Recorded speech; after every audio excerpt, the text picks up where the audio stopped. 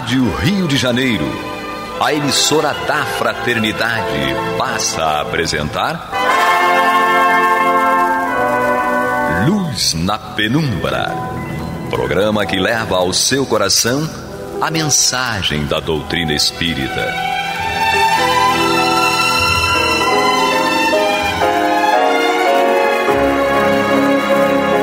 E com vocês, João Batista, para o estudo de O Livro dos Espíritos, da obra codificada por Allan Kardec. A paz do céu nos guarde e nos abençoe. Louvado seja nosso Senhor Jesus Cristo. E que possamos fazer do tempo esta dádiva que a todos nós é dada de maneira igual, um recurso a mais, para que a nossa caminhada seja cada dia mais firme e consistente na conquista dos valores morais e espirituais que nos levarão à verdadeira felicidade. Hoje temos um novo expositor aqui presente, nosso amigo Marcelo. Meu nome é Marcelo Aranda, é um prazer muito grande estar aqui com vocês, né, neste programa, uma alegria muito grande, porque sou um ouvinte do programa, então estar aqui, né, participando, trocando conhecimentos, saberes, fazeres, é uma alegria que não dá para conter no meu coração. E temos também nossa companhia, Guilhermina. Que bom continuamos juntos, estarmos juntos de novo, que bom. Então, hoje vamos estudar as perguntas 1010 e 1011 de O Livro dos Espíritos, iniciando o texto Ressurreição da Carne, que faz parte da parte 4ª de O Livro dos Espíritos. Vamos começar com Guilhermina, com a pergunta 1010. Guilhermina, o dogma da ressurreição da carne será a consagração da doutrina da reencarnação ensinada pelos Espíritos? Bom, vamos ver o que os Espíritos nos respondem e a gente vai conversar. Como quereis que seja de outro modo? Os Espíritos são bem diretos e objetivos, né? Como quereis que seja de outro modo? Essas palavras, como tantas outras, só parecem despropositadas aos olhos de algumas pessoas porque são tomadas ao pé da letra, levando por isso à sua incredulidade. Dá-lhes uma interpretação lógica e os que chamais livres pensadores as admitirão sem dificuldade, precisamente porque refletem. Os livres pensadores refletem. Não vos enganei quanto a isso. Esses livres pensadores nada mais pedem e desejam do que acreditar. Como os outros, ou talvez mais que os outros, eles têm a sede do futuro, mas não podem admitir o que a ciência desmente. A doutrina da pluralidade das existências é conforme a justiça de Deus. Só ela pode explicar o que, sem ela, é inexplicável. Como podereis querer que o seu princípio não estivesse na própria religião? Eu acho que ele é autoexplicável, porque se a ciência, e a gente vai ver mais adiante, não pode conceber a possibilidade de ressurreição da forma como foi colocada, é necessário que haja uma explicação lógica. E o mundo evolui, a ciência evolui, os estudiosos evoluem, e aí aí vem a doutrina da pluralidade das existências, que vem de acordo com a justiça de Deus. Só teria sentido a justiça de Deus se fosse dessa forma. E aí, como é que a gente pode querer que o princípio não estivesse na própria religião? É mais ou menos por aí. Vamos ver mais coisas adiante. Marcelo. Então, esse texto é muito interessante, porque ele faz menção direta ao próprio Evangelho, à própria Bíblia, chamando atenção para a gente sobre, muitas vezes, essa palavra que Jesus vai utilizar e aumentando, ampliando a dimensão que Jesus gostaria de ter dado naquele momento. Sim. Mas que, infelizmente, talvez pelo entendimento... O contexto, né, da época, né? Isso, o contexto da época não foi possível. Então é muito interessante quando ele vai trazer para a gente essa ideia de que a ressurreição, né, ela não pode ser feita de forma literal, né, de forma onde a carne, que já havia se dissipado, todos os elementos químicos, né, hoje em dia a modernidade nos permite isso, esse entendimento. Então seria difícil que pudesse juntar esses elementos para poder o corpo novamente surgir. Exato. Né? Então, mais à frente no texto, ele vai trazer mais elementos para a gente poder entender melhor essa relação entre a reencarnação e a ressurreição que Jesus quis explicar no Evangelho. Então, Marcelo, vamos às suas considerações a respeito da pergunta 1011. Eu acho que ainda vai ter muito mais coisas dentro dessas duas perguntas que a gente pode discutir, considerando que o mais importante é a gente procurar transmitir para as pessoas, para os nossos ouvintes, aquela noção de esperança contida dentro da mensagem espírita, principalmente por conta nós sabemos que a morte não existe. Na pergunta 1011, assim, pelo dogma da ressurreição da carne, a própria Igreja ensina a doutrina da reencarnação? Vamos ver assim o que nos diz São Luís, né? Que é a primeira parte da pergunta, da resposta, porque a segunda parte da resposta é um texto bem longo de Kardec que nós vamos estudar semana que vem. Então, aqui na resposta da pergunta 111, São Luís faz a seguinte explicação. É evidente, ademais, essa doutrina decorre de muitas coisas que têm passado despercebidas e que logo se compreenderão nesse sentido. Dentro de pouco tempo, se reconhecerá que o Espiritismo se destaca a cada passo do próprio texto das Escrituras Sagradas, como a gente havia comentado um pouquinho anteriormente. Os espíritos, portanto, não vêm subverter a religião, como alguns o pretendem. Vêm, ao contrário, confirmá-la, sancioná-la, por provas irrecusáveis. Porém, como são chegados os tempos de não mais empregarem linguagem figurada, eles se exprimem sem alegorias e dão às coisas sentido claro e preciso, que não possa estar sujeito a nenhuma interpretação falsa. Eis porque, dentro de algum tempo, tereis mais pessoas sinceramente religiosas e crentes do que hoje. São Luís. E o que você me diz dessa resposta? São Luís, né, ele é um espírito que acompanhou todo o processo de Kardec desde os primeiros momentos, né? Então, ele, um espírito conhecedor com profundidade, né, sobre os conhecimentos espíritas, ele vai trazer para a gente nesse texto, de forma muito preponderante, essa questão desse processo do aprofundamento da religiosidade, né, que ele vai dizer que não teremos como mais usar figuras de linguagem, né? Jesus, quando esteve, né, aqui na Terra, são os relatos sobre ele, veremos então que fala muito sobre figuras de linguagem. E aqui ele vai dizer para a gente que a gente não vai mais estar fazendo vai falar de forma clara, explicando, mostrando, né, de forma clara esse processo, que seria o quê?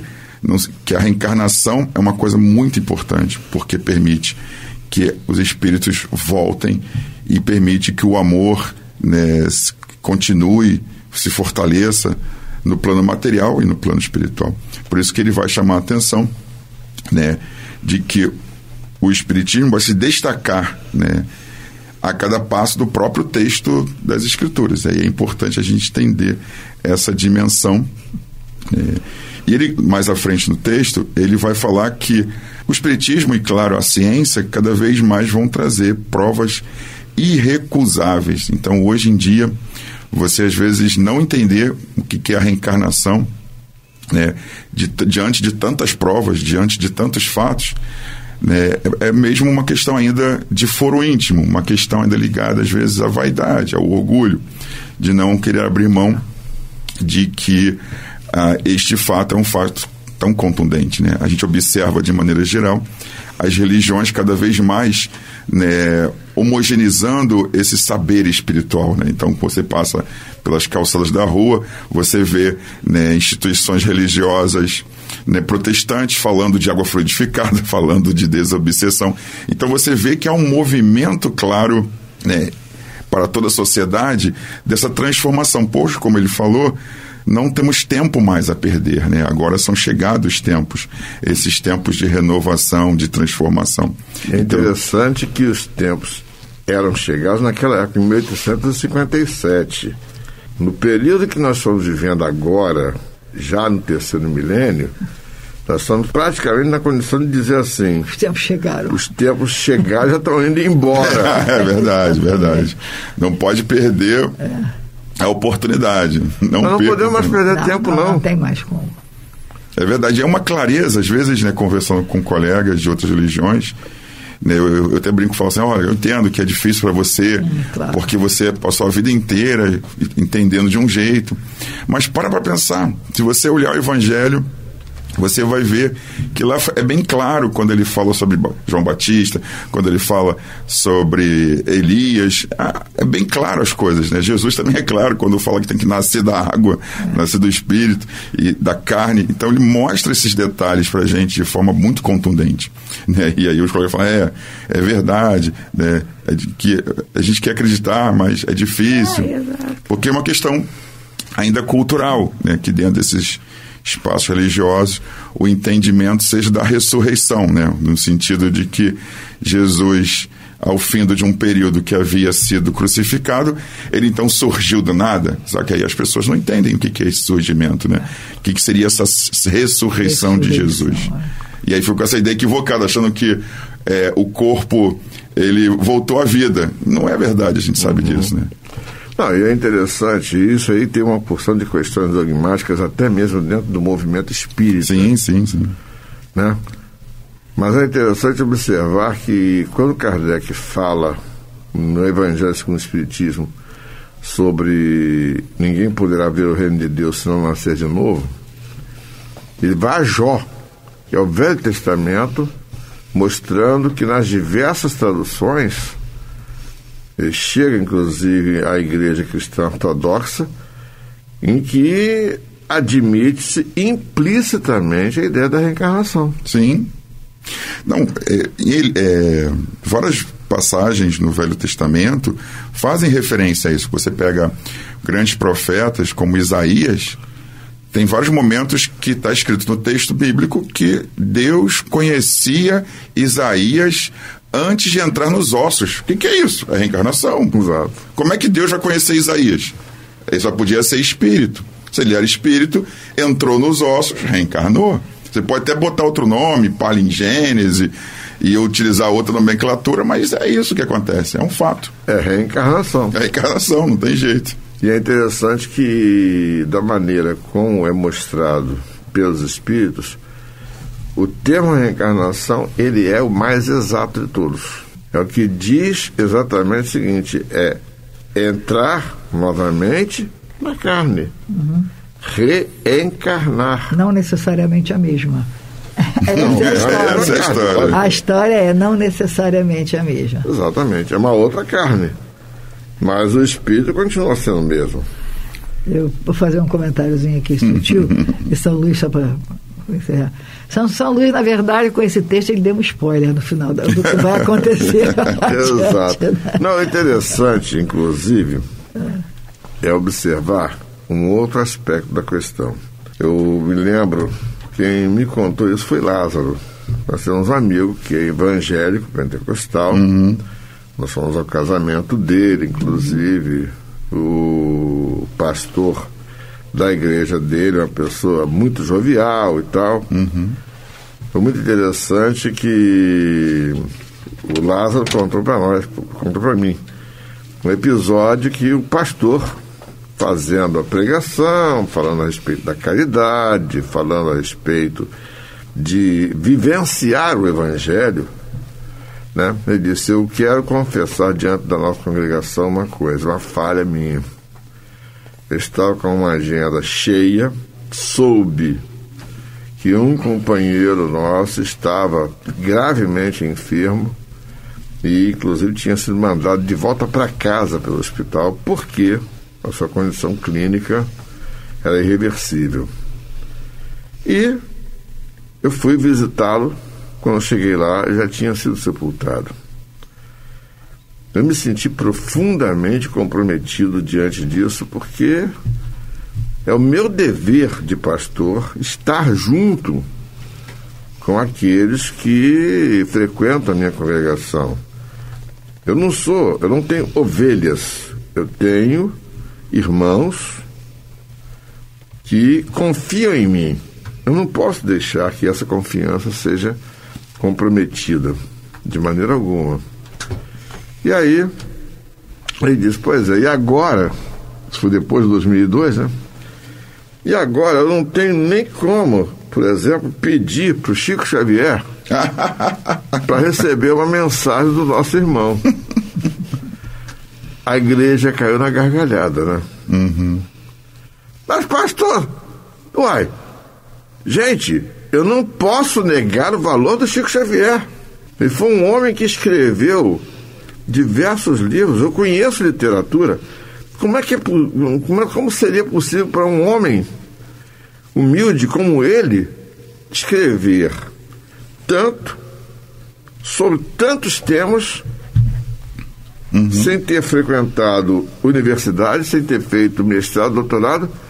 É um fenômeno que só pode se explicar por algo que nós não temos como contestar. E o mais importante, um homem que foi a bondade durante a vida. Nós aqui falamos de exemplos da humanidade, falamos a respeito de Gandhi, de Madre Teresa de Calcutá, de Martin Luther King. Por que não vamos falar do nosso exemplo daqui, do Brasil mesmo? Do nosso Chico Xavier. Meus irmãos, Deus ilumina o mundo de várias maneiras. Então, nós não podemos dizer, por exemplo, que ele estava com o demônio. Muito pelo contrário, um homem que só falou de amor de Jesus não poderia, de maneira alguma, estar com o demônio.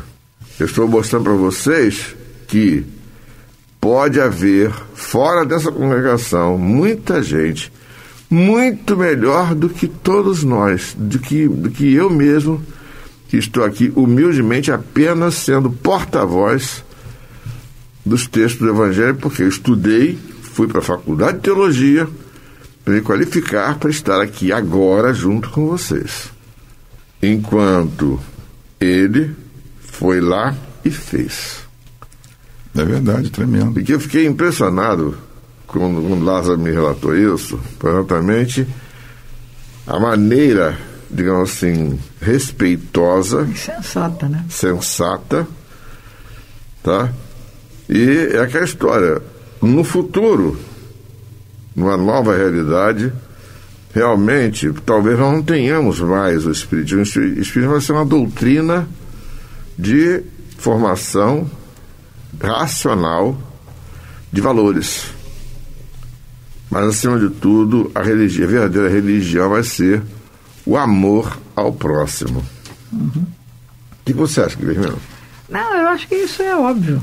As pessoas que raciocinam, o grande problema é quando você utiliza vamos colocar assim, a religião, como você, de que forma você se relaciona com a religião. Se a religião significa o termo exato que é o religar-se ao alto ou alguma coisa transcendental, é uma coisa. Então você não questiona, você pensa, você raciocina e você vê aonde aquilo te leva. Isso é uma coisa. Se você quer que, aspas, que a religião seja aquilo que você quer que seja, que vai te dar as respostas que você quer que dê, porque são convenientes para você, isso é uma outra história. E aí você não pode considerar como religião. A religião é uma ferramenta. Uma ferramenta de poder. É. Então, a partir daí, as coisas se desenvolvem. Eu tenho dito com frequência aqui que nós estamos vivendo, nós somos, parando para refletir, pessoas privilegiadas por estarmos nesse momento, vivendo nesse mundo o que o mundo está vivendo hoje. Sim, totalmente. Então, não é por acaso. Eu acho que cada um de nós que está, de uma maneira ou de outra, tendo a oportunidade de estar vivendo agora, não é porque a gente é lindo, fantástico, maravilhoso, não. Pelo contrário, é porque a gente tem que fazer coisas. Sim. É porque a gente está tendo a oportunidade de... Digo, amigo, aproveita, é a hora, cada minuto é precioso, as oportunidades vão se apresentar a você e depende de você, livre-arbítrio, você... E o tempo não pode ser perdido. E o tempo não pode ser perdido, agora é a hora. Eu esqueci de uma pequena coisa hoje, eu esqueci de colocar a nossa vinheta, pode colocar agora, Cleber? Você está ouvindo pela Rádio Rio de Janeiro o programa Luz na Penumbra, com o estudo de O Livro dos Espíritos, na apresentação de João Batista. Então, vamos prosseguir. Para encerrar, o nosso Marcelo vai fazer suas considerações a respeito desse debate que nós fizemos sobre as perguntas de hoje. Sim, sim. Então, eu acho interessante também trazer para esse debate um entendimento que não foi o Espiritismo, não foi Kardec, não foi São Luís que vai falar sobre isso. Isso é uma coisa que vem longínqua, né, para a gente reportar sobre essa questão. Por exemplo, já entre, né, os egípcios se falava sobre essas questões da vida eterna, se falava desse ressurgimento, mas não do ressurgimento da carne, mas do ressurgimento nesse mundo espiritual, né? Tanto que os faraós, os operários, engenheiros, hoje a ciência vai avançando, descobre-se que existe sepultamentos de engenheiros com seus materiais, né? E com a modernidade, então, a gente vai entender que a gente não precisa mais disso, que esse progresso espiritual, esse avançar do espírito, ele se dá pelos bens morais que a gente vai construindo, né, pelo amor que a gente vai colocando em prática, pela caridade que a gente vai colocando em prática aqui no plano material. E aí, lá no plano espiritual, e a gente continua com ela, continuando colocando em prática tudo aquilo que aprendemos aqui e levamos também para o lado de lá. É exatamente isso que a gente tem que ter em mente, principalmente considerando o momento em que nós podemos dizer: os tempos já estão indo, nós não podemos perder tempo. Temos que aproveitar e cultivar os vínculos que possamos ter de amizade e multiplicar o máximo. Porque, afinal de contas, sem os nossos amigos, sem os nossos irmãos, nós não fazemos nada. Em qualquer estrutura de atividade humana, nós percebemos que, do mais humilde faxineiro até o presidente da empresa, todos são importantes. Isso mesmo. Quando eu lembro da ocasião em que, num temporal muito grave que aconteceu aqui no Rio de Janeiro, nós estávamos de plantão, a equipe de faxina saiu pouco antes do temporal cair, só que logo em seguida caiu o temporal e a equipe que estava para chegar não chegou, porque o percurso de chegada do pessoal estava vindo, o temporal chegando junto, e a cidade ficou inundada. Então, uma equipe de pronto-socorro, médicos, enfermeiros, técnicos de enfermagem, quem é que ia fazer a faxina do pronto-socorro? Era o caos. Pois bem, teve que alguém descobrir quem morava perto da área da faxina para poder mandar limpar, porque o pronto-socorro estava caótico. Então nós descobrimos quanto tem valor aquela pessoa invisível, que a gente nem sequer se dá conta que ela está ali. Verdade. E é nosso irmão. E nós temos que cultivar exatamente esse vínculo. Nós não somos, nós estamos e vamos conseguir prosseguir. Que o Pai do Céu nos guarde, nos abençoe. Que louvado seja nosso Senhor Jesus Cristo. E que possamos fazer do tempo essa dádiva que a todos nós é dada de maneira igual. Um recurso a mais para que a nossa caminhada seja cada dia mais firme e consistente na conquista dos valores espirituais que nos levarão à verdadeira felicidade. Graças a Deus. Graças a Deus. Você está ouvindo o programa Luz na Penumbra.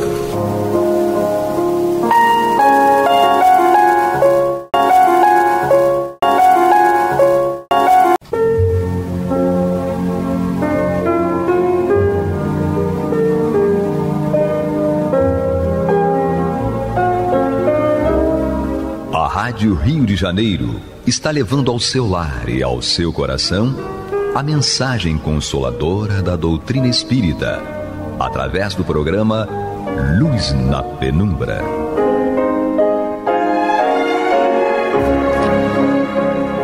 Muito boa noite, meus amigos. Estamos aqui em continuidade ao programa Luz na Penumbra, no qual nós fazemos comentário a respeito do Evangelho segundo o Espiritismo de Allan Kardec. Vocês devem ter notado que este ano nós encerramos o estudo do livro. Completamos aí no mês passado o estudo das preces, da coletânea de preces espíritas. Então hoje nós vamos dar início ao estudo do Evangelho. E como sempre nós começamos lá do comecinho, começamos do prefácio. E para isso está aqui comigo a Marta Batista, para debatermos este assunto. Então, para começar, Marta. Boa noite, Antônio, boa noite, amigos. Nós estamos felizes, ainda sobre essas vibrações, nós darmos início, né, a uma nova empreitada que é o estudo do Evangelho segundo o Espiritismo. E começar, né, desde o início, começando lá pelo prefácio, depois pela introdução, isso é fundamental. É um guia, né, certeiro, uma orientação segura para nós estudarmos a doutrina, né? Sempre iniciarmos e percebermos que a introdução das obras da codificação, elas têm um peso muito maior do que qualquer obra literária teria na sua introdução. Então a gente vai observando, até mesmo lá naquele capítulo final das preces, né, Antônio? A gente observa que aquelas preces, né, não são receitas, evidentemente, têm um objetivo, nós falamos sobre isso, e também fica claro, né, nós percebemos o conteúdo, a quantidade de conteúdo que é apresentado em cada prefácio de cada prece. Né? Então, por isso Kardec fala muito sabiamente que é a complementação, né, doutrinária, ou seja, complementação de conteúdo doutrinário, não resta a menor dúvida. Informações que não estão em nenhuma parte da codificação e estão lá nos prefácios das preces. Né? E quantas pessoas deixam aquele capítulo achando que é apenas um modelo, né? Um roteiro de repetição, achando que aquilo não, nós espíritas oramos, né?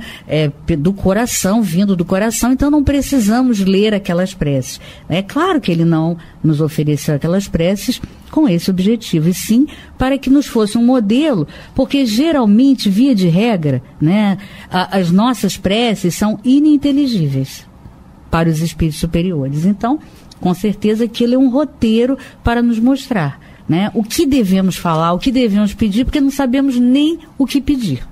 Então, essa que é a verdade.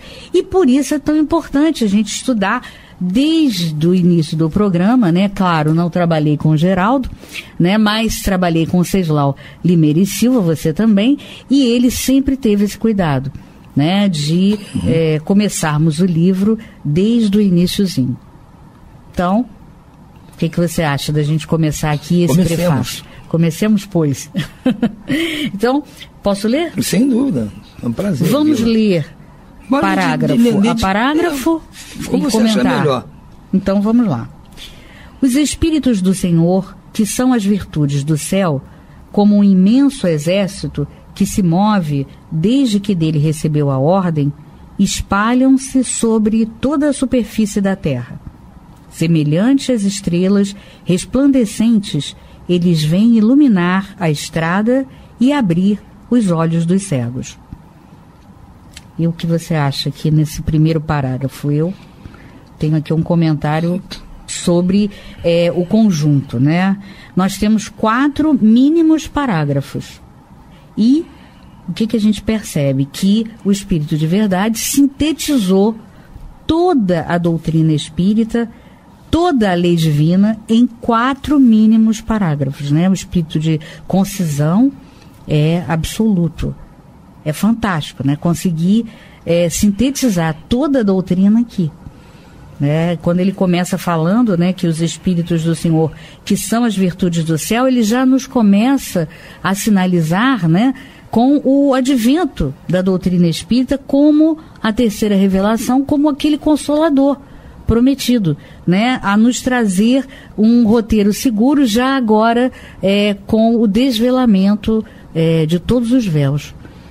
Então ele nos mostra que esses Espíritos do Senhor, que são as virtudes do céu, porque são espíritos superiores, trazendo a mensagem, né, já desvelada, vem como um imenso exército, que ele diz, né, que se move desde que dele recebeu a ordem, espalhando-se sobre toda a superfície da terra. Quer dizer, mostrando que ninguém vai ficar de fora.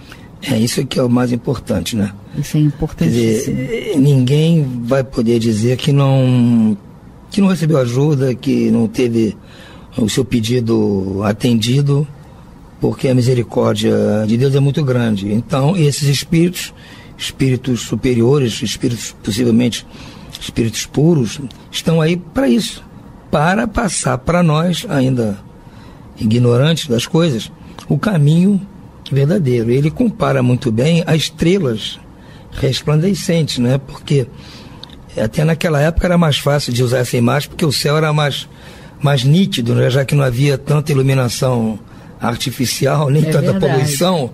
Então as pessoas, possivelmente naquela época, olhavam para o céu e viam as estrelas muito mais brilhantes do que nós vemos hoje aqui nas grandes cidades, né? E a comparação é perfeita. Eles estão caindo do céu para nos ajudar a sair do atoleiro no qual nós estamos metidos. E de que maneira eles resolveram fazer isso em primeiro lugar? É claro que a parte da proteção espiritual independe do texto escrito, mas eles, paralelamente a essa proteção individual da inspiração, de todo esse contexto espiritual, produziram o texto escrito para que nós pudéssemos assimilar e ter à mão sempre que fosse necessário para nós conferirmos. Sim, porque Jesus ficou encarregado do principal, né, que é a exemplificação, que não deveria ficar escrita justamente para não sofrer nenhuma influenciação gramatical, literária, enfim, nada que pudesse comprometer. Então essa parte ficou a cargo, né, de todos esses espíritos ditando, né, os médiuns anotando, registrando, e Jesus com a exemplificação para nós, né? Então são espíritos superiores trabalhando com o único espírito puro que passou aqui na Terra, né? Evidente, sabemos que devem existir, né, miríades de espíritos puros, mas aqui na Terra só Jesus passou por aqui, e eles então são como estrelas, né, resplandecentes, trazendo, né, auxiliando Jesus e ali corroborando tudo que ele deixou como exemplo para nós, né, quando aqui esteve. E ele termina dizendo que eles vêm iluminar a estrada e abrir os olhos dos cegos. Então é interessante, né, a gente meditar um pouquinho sobre o que o Espírito de Verdade, que é evidente, né, se ele sintetiza toda a codificação, toda a doutrina, toda a terceira revelação em 4 pequenos parágrafos, cada vírgula, cada frase, né, cada espaço de tempo ali vai ter um peso muito grande, né? Então, claro que a gente tem que meditar sobre o objetivo disso, abrir os olhos dos cegos, porque até então nós estávamos, né, embotados pensando só, lendo só, ali no nível, né, o nível da letra. E, logicamente, né, nos acomodamos nessa situação ao longo dos séculos e tudo estava ao nosso redor, sinalizando, mas nós insistíamos, né, em não enxergar.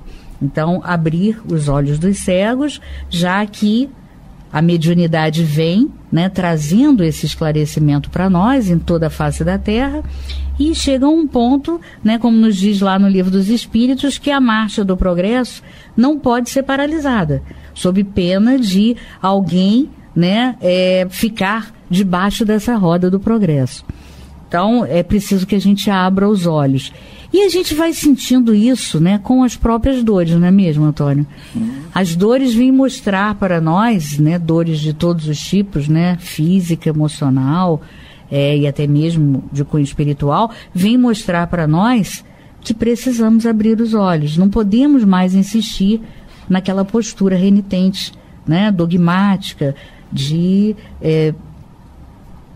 ficar ali firmando, né, uma postura e uma posição que não cabe mais. Precisamos realmente mudar, renovar e abrir os olhos para as verdades que estão aí. E como ele diz aqui, né? Seguinte, eu vos digo, em verdade, são chegados os tempos em que todas as coisas devem ser restabelecidas no seu verdadeiro sentido, para dissipar as trevas, envergonhar os orgulhosos e glorificar os justos. Exatamente como você estava se referindo, né? Exatamente. Porque é o momento de nós sairmos daquela situação, era uma zona de conforto que não é tão confortável, né? É verdade. Você está acostumado a viver na câmara de tortura, então você já está habituado ali, dá a impressão que não está mais sentindo as dores, né? Mas está doendo. Claro. Está sofrendo. Apenas estava aparentemente sob controle. Que passa a ser natural, já que todos estão sofrendo a mesma coisa, então aquilo passa a ser natural. Se todos estão no escuro, como é que eu vou me queixar que não estou vendo? Está todo mundo no escuro. É o normal, é o habitual, não existe luz. Então, não é problema ficar no escuro, né? Daí o mito da caverna, exatamente, né? A história da caverna, né? Então, se você já está habituado, todos estão habituados, é um conforto mesmo no desconforto. Você está confortável ali mesmo não sendo uma situação boa. Era o nosso caso. Principalmente por causa do nosso orgulho. De não admitir que está numa zona ruim. O orgulho é tão grande que você nem admite que não está bem. Não tem coragem de se confessar e dizer, não, realmente não estou bem. O que eu preciso fazer para sair dessa situação? O orgulho é muito grande. É verdade. Acha que sabe tudo, eu sei tudo, eu sou capaz de tudo. Então eu não estou mal. Acho que é assim mesmo. Não é capaz de pensar, não é assim mesmo. Eu aqui não sei tudo. Então o que ele diz aqui? Vem envergonhar os orgulhosos. Que somos nós, os sabe tudo. E glorificar os que são justos, porque o justo é o que está entendendo a medida das coisas. É justo no sentido de justeza e no sentido também de justiça. Mas no nosso caso, como não somos justos de justiça ainda, pelo menos de justeza nós temos que ser. Então entender a nossa real situação. É como eu costumo dizer, a nossa situação atual resume-se em não saber qual é a nossa situação. A doutrina espírita veio justamente nos mostrar qual é a nossa situação, onde nós estamos, em que quadrante, em que tempo, de que forma. À medida que você sabe essas coisas, você começa a arrumar um jeito de modificar. E ninguém é burro bastante para modificar para pior. Claro. Todos vão querer modificar para melhor. Agora, eu só posso modificar para melhor se eu souber onde eu estou. E para isso eu tenho que ter essa justeza de entendimento. Então é o que ele está dizendo aqui. Não tem dúvida.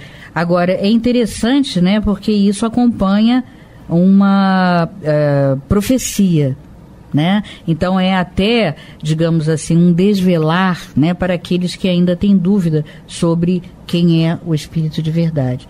Né, fica aí algo para uma fonte de pesquisa, né? O Espírito de Verdade vem trazendo, vem repetindo, né? Porque isso já está registrado lá no Antigo Testamento, né?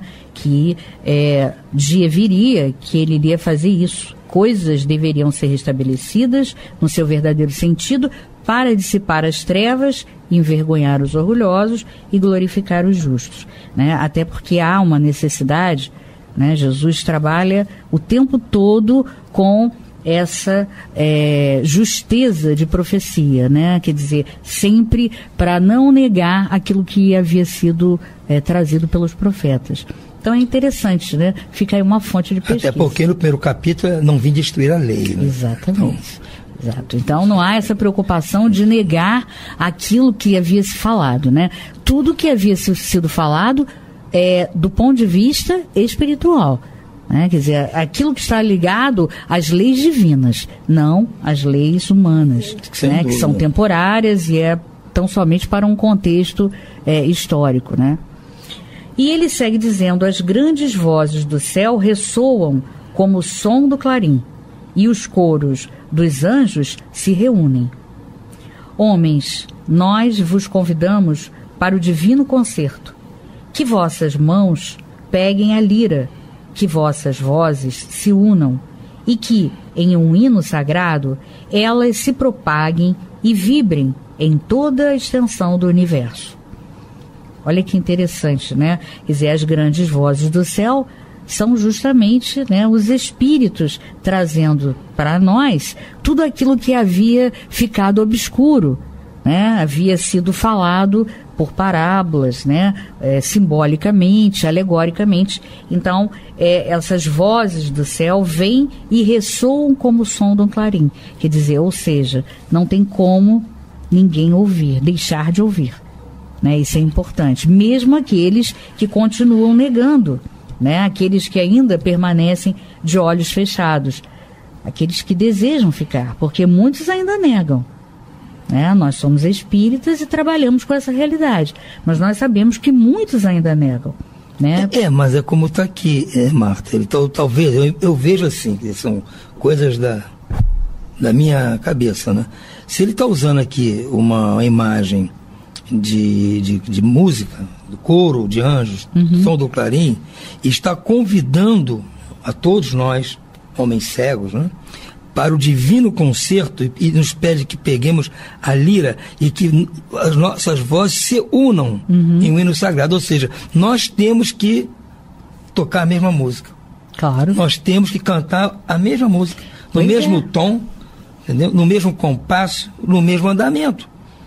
Não podemos cantar ou tocar uma música diferente, porque a música diferente, ela está desenquadrada, está semitonada, está num andamento mais lento ou mais rápido, está diferente, porque nós somos cegos, não sabemos tocar a lira, então até hoje estamos tocando uma música diferente, que não é a música do contexto divino. Então ele está dizendo, olha, já estão tocando a música verdadeira. Vocês têm tempo agora de começar a aprender um pouquinho de música para tocar junto e cantar junto com o coral divino. Está aqui a partitura, está aqui a lira, está aqui o professor ou os professores, que são esses luminares aqui, para ensinar a vocês como se toca. E vocês vão ter que tocar para que esse concerto se propague e vibre em toda a extensão do universo. Ou seja, nós aqui neste nosso planeta vamos ter de nos enquadrar no ritmo universal.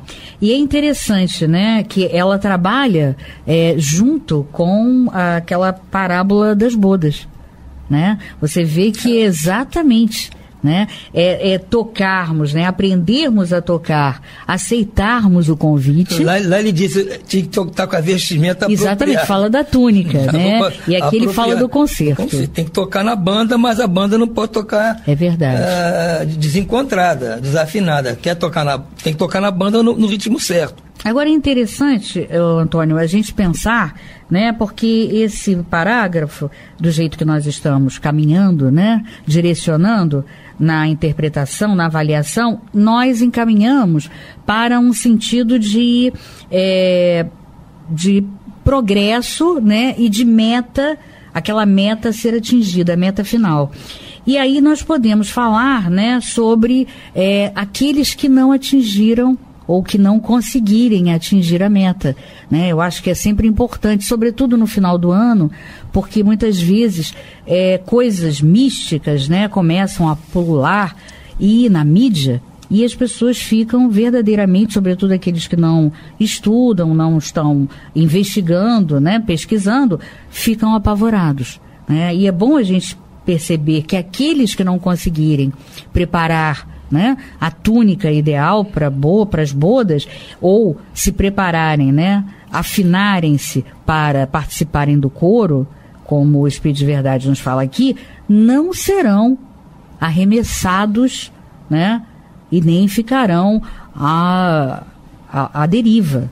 Isso é importante, né? Porque eles vão estar numa vibração diferenciada, né? Não conseguiram no mesmo tempo acompanhar aquela vibração, mas eles serão incorporados numa outra escola, né? Num outro orbe escolar, no qual eles poderão dar prosseguimento. Vão ter a oportunidade, né, de se engajar, porque, logicamente, a figura de Deus como Pai, Jesus nos mostrou, é isso, né? O objetivo maior é que nós atinjamos as nossas metas principais. Agora, cada um a seu tempo. Ele não está propondo aqui, pelo menos, nenhum castigo para quem não se enquadrar. Com certeza. Apenas que vai ter que estudar mais. Isso. Vai ter que voltar de novo. Repetir o ano. Chegou no fim, o instrumento estava desafinado, vai aprender a afinar novamente, fazer lá os arpejos e tudo mais. Você vai cantar, fazer seus solfejos, vai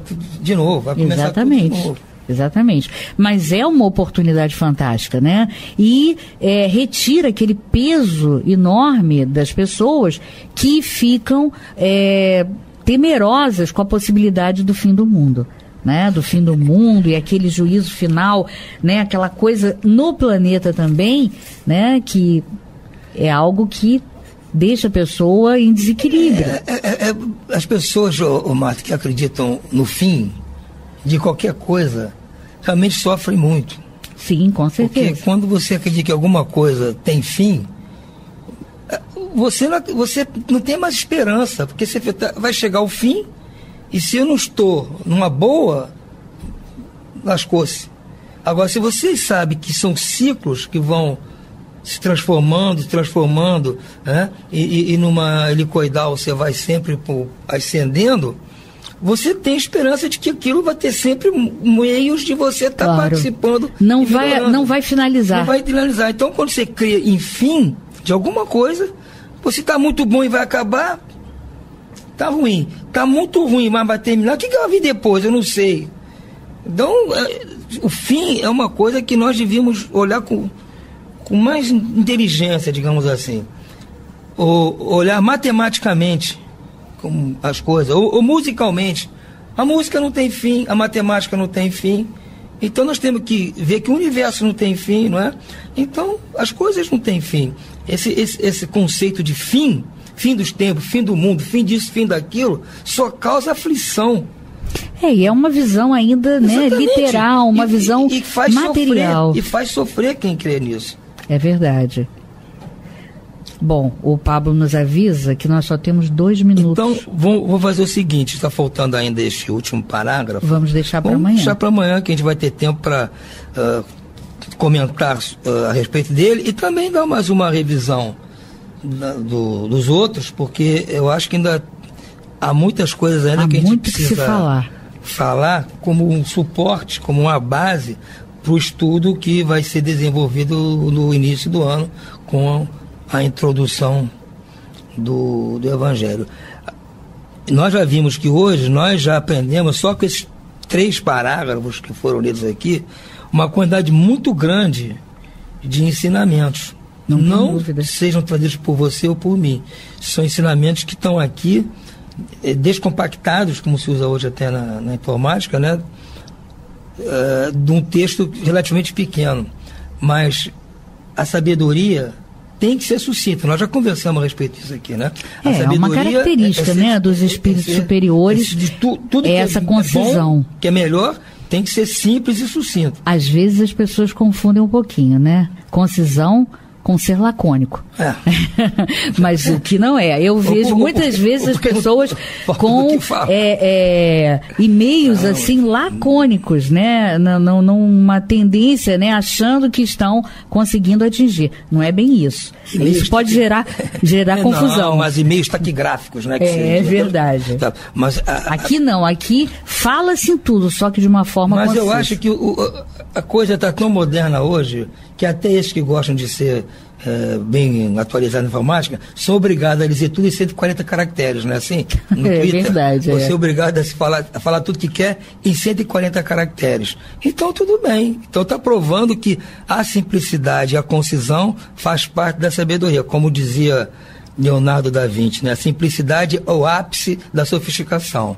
É verdade. Então, é o que os espíritos nos mostram aqui. Muito bem. E o Pablo está dizendo para a gente dar até logo, porque o tempo já acabou. Então, a todos uma boa noite e muita paz. Boa noite e muita paz para todos.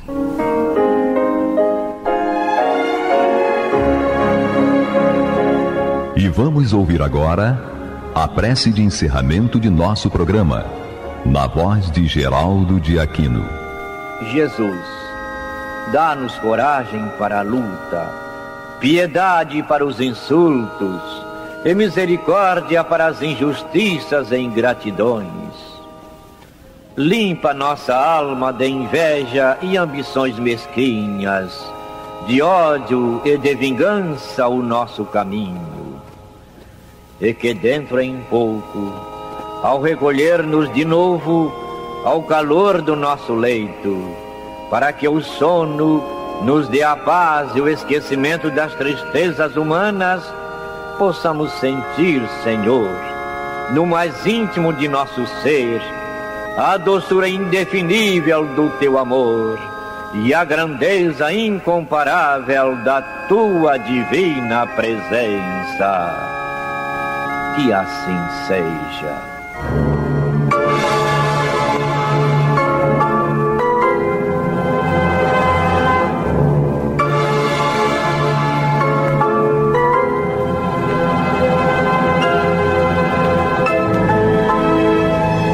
Acabamos de apresentar o programa Luz na Penumbra, que voltará a ser apresentado amanhã às 21 horas nesta emissora.